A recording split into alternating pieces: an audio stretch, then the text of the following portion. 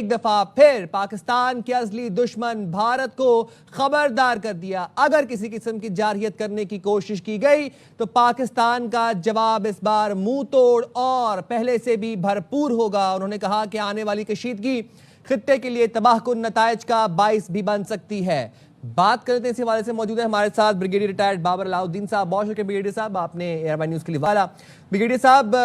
Field marshal Asim Munir صاحب Kakul academy میں passing out parade سے خطاب کر رہے تھے، انہوں نے ایک دفعہ ذکر کیا پھر سے بنیان و مرصوص میں جس طرح سے پاکستان نے بھارت کے رافیلز کو تباہ کیا، انہوں نے ذکر کیا S-400 ڈیفنس سسٹم کو جس طریقے سے پاکستان نے نیست و نابود کیا، پھر متعدد ڈرونز کو انٹرسیپٹ کیا، اور ایک دفعہ انہوں نے بھارت کو پھر سے خبردار کر دیا ہے کہ اگر کسی قسم کی اشتعال انگیزی کی کوشش کی گئی تو فیصلہ اس وقت جو جواب ہے وہ فیصلہ کن ہوگا اور بھرپور ہوگا۔ کیسے دیکھتے ہیں اس پیغام کو؟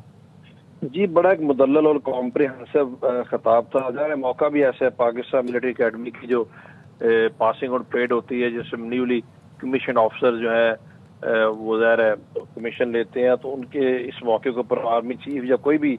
وہاں پر ڈگنیٹری جو گئے ہوتے ہیں ان کا جو ایڈریس ہمیشہ سے بڑی اہمیت کا حامل ہوتا ہے۔ اس میں ایک بڑا واضح پیغام ہوتا ہے اپنوں کے لیے بھی اور دنیا کے مختلف ممالک اسپیشلی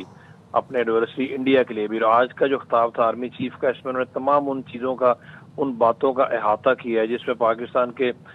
کوئی امپورٹنٹ انٹرنل ایشوز بھی ہیں، ایکسٹرنل ایشوز بھی ہیں، سیکیورٹی ریلیٹڈ ایشوز بھی ہیں، فارن پالیسی کے ایشوز بھی ہیں، پاکستان کی جو کامیابیاں ہم نے حاصل کی ہیں، چاہے وہ دفاعی میدان میں ہندوستان کے خلاف ہوں یا جو ہمارے ڈپلومیٹک جو سفارتی محاذ پہ دنیا میں پاکستان اس وقت الحمدللہ بہت اچھی پوزیشن میں ہے، اس کا تعلق ہو، پاک امریکہ تعلق اور تعلقات، پاکستان کا کشمیر کے متعلق جو موقف ہے اس کا انہوں نے دوبارہ سے اعادہ کیا، پاکستان کے جو فلسطین کے بارے میں موقف بھی ہے اور جو کوششیں بھی ہم نے کی ہیں حالیہ اس جنگ بندی میں، اور بالخصوص جو افغانستان کی ہماری کشیدگی چل رہی ہے۔ لیکن ظاہر ہے ان کے خطاب کا جو سینٹرل پوائنٹ تھا وہ پاکستان اور انڈیا کے تعلقات تھے۔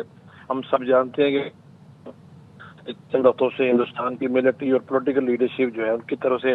بڑی ارریسپانسبل اور تھریٹننگ قسم کی اسٹیٹمنٹس میڈیا کے لیے لوگوں نے دیکھی ہیں، دنیا نے دیکھی ہیں، ان کا جواب آرمی چیف نے بڑے دیا، اس طرح نہیں دیا جس طرح ہندوستان کے یہ جو نام نہاد جو قیادت ہے، چاہے وہ فوجی ہے یا جو پولیٹیکل قیادت ہے، جس طریقے سے ان کی ٹون ہے، جو لینگویج ہوتی ہے، آرمی چیف نے یہ ضرور ان کو کنوے کر دیا کہ ہم آپ کی دھمکیوں سے بالکل مرغوب ہونے والے نہیں ہیں، بلکہ ان کو یہ ایک طرح سے پھر کہا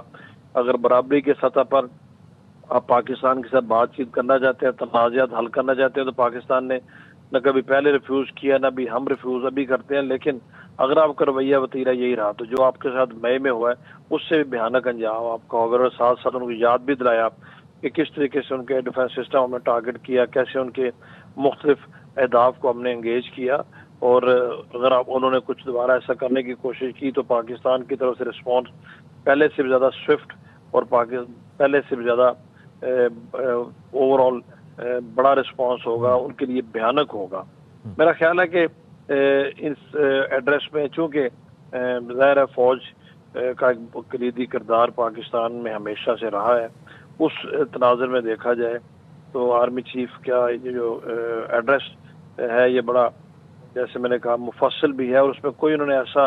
ٹاپک، ایسا ایریا چھوڑا نہیں ہے جو کہ اہمیت کا حامل ہو اور اس کا انہوں نے ذکر نہ کیا ہو۔ عوام بھی ایکسپیکٹ یہی کرتی ہے، اور اس میں ان کے اس خطاب سے ایک چیز بہت واضح ہے کہ فوج اور جو ہماری پولیٹیکل گورنمنٹ ہے اس کے درمیان کتنی ہمانگی ہے اس وقت، کیونکہ یہی چیزیں، یہی پالیسیز ہمیں تھرو فارن منسٹر بھی، فارن آفس بھی سننے کو، دیکھنے کو ملتی ہیں، اور دنیا کے میں جو پاکستان کا لیڈ رول ہے، جس طرح پاکستان اس وقت ریلیونٹ ہوا ہے انٹرنیشنل ایرنا میں، ان تمام چیزوں کو انہوں نے اس میں ذکر کیا، اور بالخصوص جو افغانستان کے ساتھ ہماری آج کل کشیدگی چل رہی ہے اس کے اوپر بھی آرمی چیف نے دو ٹوک الفاظ میں ان کو دوبارہ سے یاد کرانے کی کوشش کی۔ ایک پرامن برادر اسلامی ملک ہمسایہ ہونے کے ناطے پاکستان کے ساتھ تعلقات اگر وہ ٹھیک رکھیں گے تو بالکل سب کے مفاد میں ہے، لیکن اگر انہوں نے یہ پاکستان کی طرف در اندازی کرنے والے لوگوں کو پناہ دینے سے وہ باز نہ ہے یا پاکستان کے خلاف اشتعال انگیزی انہوں نے جاری رکھی تو یہ ان کے لیے بھی نقصان دہ ہوگا، جس کا ہم نے ان کو تھوڑا سا مظاہرہ بھی انہوں نے دیکھا گزشتہ چند دنوں میں۔ تو میں سمجھتا ہوں کہ तमाम जो स्टूडेंट्स ऑफ हिस्ट्री हैं, स्टूडेंट ऑफ मिलिट्री हिस्ट्री हैं, या कोई भी पाकिस्तानी है, उसको ये खिताब पढ़ना भी चाहिए, सुनना भी चाहिए और उसको इन डिटेल जाके देखना चाहिए, क्योंकि इतना मुफस्सल या इतना कॉम्प्रिहेंसिव जो एड्रेस है वो बहुत कम होता है। लेकिन वो जैसे मैंने पहले कहा, फोरम चूँकि इतना इम्पोर्टेंट है, इस फोरम से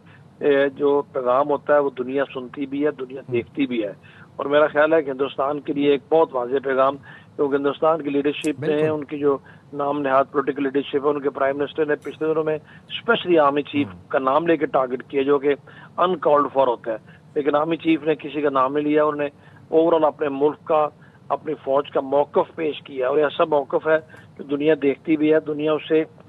आगाह भी है और दुनिया कन्विंस भी है। तभी तो ये अमेरिकी सदर भी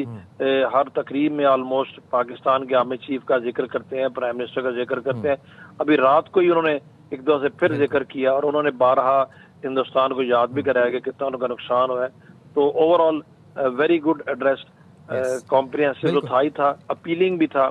और बड़ा मोटिवेटिंग था इन यंग आर्मी ऑफिसर्स के लिए। बड़ा मोटिवेटिंग था। बाबर अलाउद्दीन साहब, आप हमारे साथ ही